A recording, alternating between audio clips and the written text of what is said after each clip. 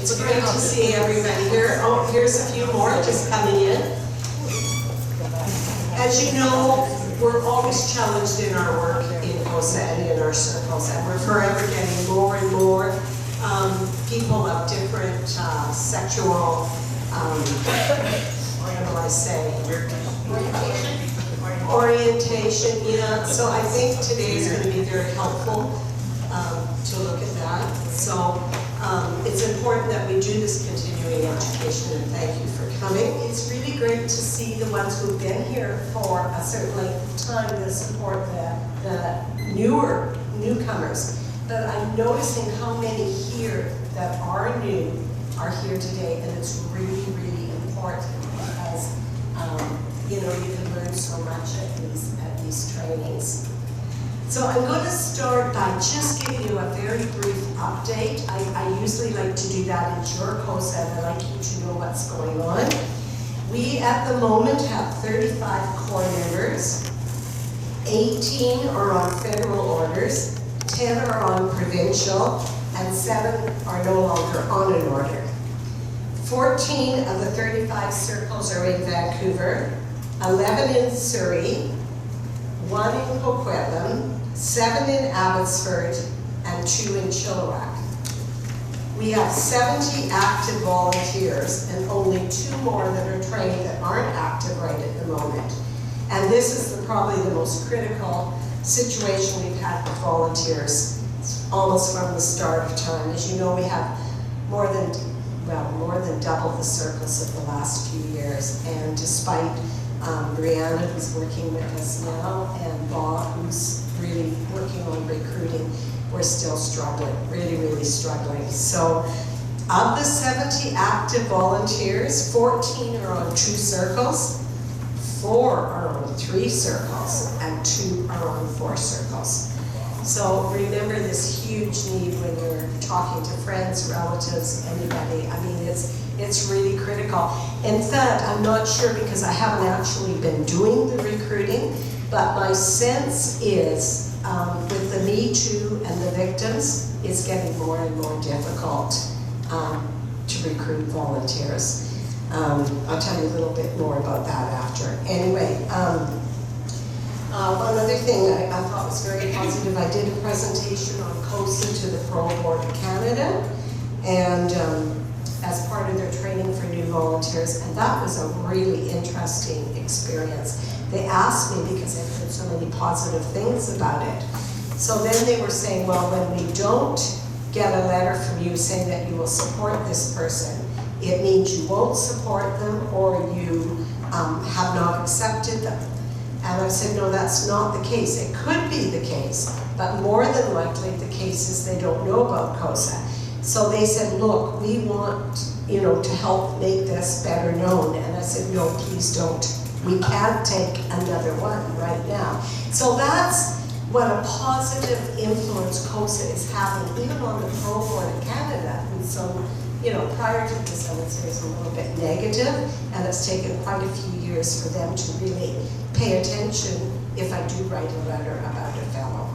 So going back to the lack of volunteers, the other thing to be concerned with in a sense is that we only have 2 years left in our CoSA Canada contract.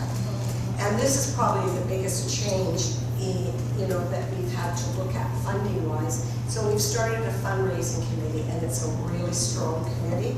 I'm very, very excited about it, and I have a lot of hope for it.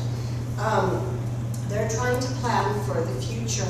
So I'm just giving you a heads up, because at the dinner, which is a celebration night on Tuesday night, there will be a short, just 3 to 4 minutes on fundraising.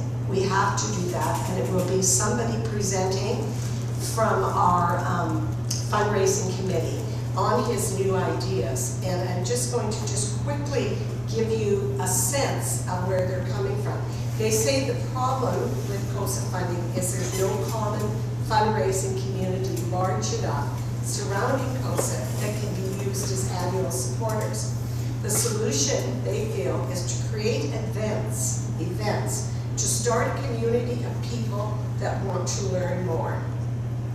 To start, they want to rebrand CoSA as a preventative organization who seeks to foster no more victims of sexual offenses. If you look at the fellows and men and women we serve, I can only think of one of those 35 that hasn't been a victim of sexual abuse. So the whole idea is we are working with victims of sexual abuse.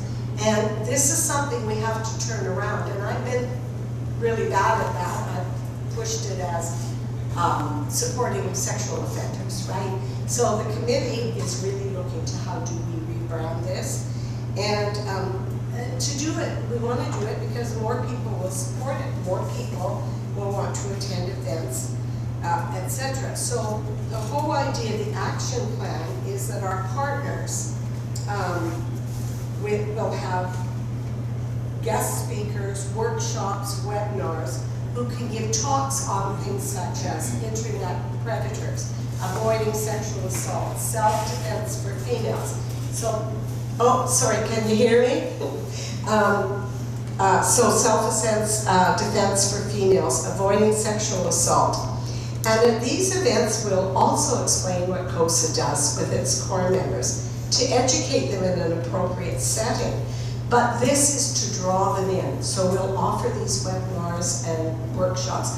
I'm not all that literate or understanding of how this will work, but they have a definite plan. We hope to have the first one, maybe interviewing a police officer from high-risk Vancouver, talking about, you know, could be how to protect your daughters. We're not sure what the subject is. And this way, we're getting the word out, more awareness at least about CoSA. CoSA is sponsoring this. Do you know what I mean? Without going into any real details. That way we'll be creating a list of people who are interested in the No More Victim events.